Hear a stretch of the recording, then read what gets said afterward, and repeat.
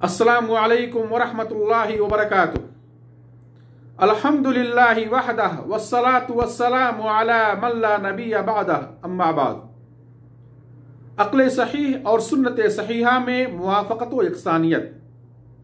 नाज़रीन इकराम, माज़ी व हाल का मुताला करने से ये हकीकत सामने आती है कि मुसलमानों की सफ़ों में कुछ ऐसे बदनसीब पैदा हुए जिन्होंने अपनी अक्ल और राय की बिना पर अल्लाह की वही और सुन्नत सहीहा का इनकार किया, गलत तावीलात के जरिए अपने बातिल अफकार व नजरियात को फरोग दिया, सुन्नतों में शुकूक व शुबहात पैदा किया, अपनी बात और राय को अल्लाह की वही पर मुकद्दम किया। जबकि सलफ का अकीदा यह है कि किताब व सुन्नत में ऐसी कोई चीज नहीं जो अक्ल सलीम के खिलाफ हो, बल्कि हर सहीह सुन्नत को अक्ल सलीम कबूल करती है। वाज़ेह रहे कि कबूलियत हक के लिए अक्ल और दलील शरई दोनों का सही होना जरूरी है। अगर सुन्नत व दलील सही नहीं तो सिर्फ अक्ल का सही होना फायदा ना देगा। इसी तरह से अगर अक्ल सही और सलीम ना हो, अगर अक्ल सही और सलीम ना हो तो वो सुन्नत सहीहा से फायदा नहीं उठा सकता। नाज़रीन इकराम, नबी सल्लल्लाहु अलैहि वसल्लम की तालीमात, सुनन और अहादीस सहीहा इंसानी फितरत के आयन मुताबिक हैं, क्योंकि वो तालीमात भी दरअसल अल्लाह की तरफ से आई हैं।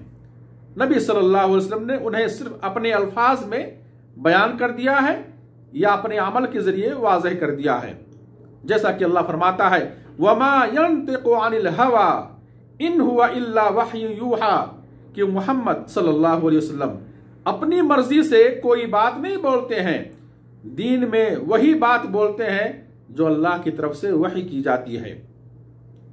दूसरी अहम बात यह है कि अगर अक्ल और सुन्नत सहीहा में बज़ाहिर टकराव नजर आए तो सुन्नत को अक्ल पर मुकद्दम किया जाएगा, सुन्नत को तरजीह दी जाएगी, क्योंकि फिक्र, राय और सोच इंसान का इल्म है और इंसानी इल्म में खता का इम्कान है। नबी सल्लल्लाहु अलैहि वसल्लम की सुन्नत दरअसल अल्लाह का इल्म है और अल्लाह के इल्म में खता का इम्कान नहीं है।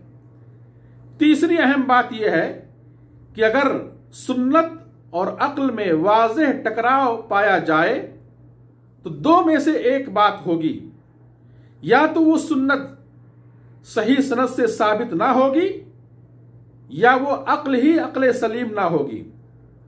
इस वास्ते अक्ल और राय की वजह से अल्लाह की वही और नबी सल्लल्लाहु अलैहि वसल्लम की सुन्नत का इनकार करना जायज नहीं है।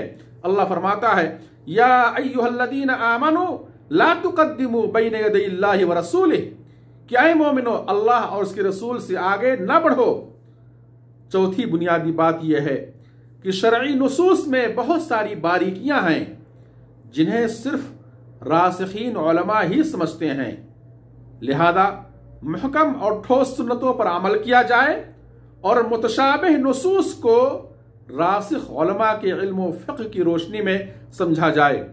और याद रखें कि जिनके दिलों में कजी होती है वो फितना फैलाने के लिए मुतशाबिह नुसूस के पीछे पड़ते हैं और अपनी अक्ल और राय का घोड़ा दौड़ाकर सीधी राह से भटक जाते हैं।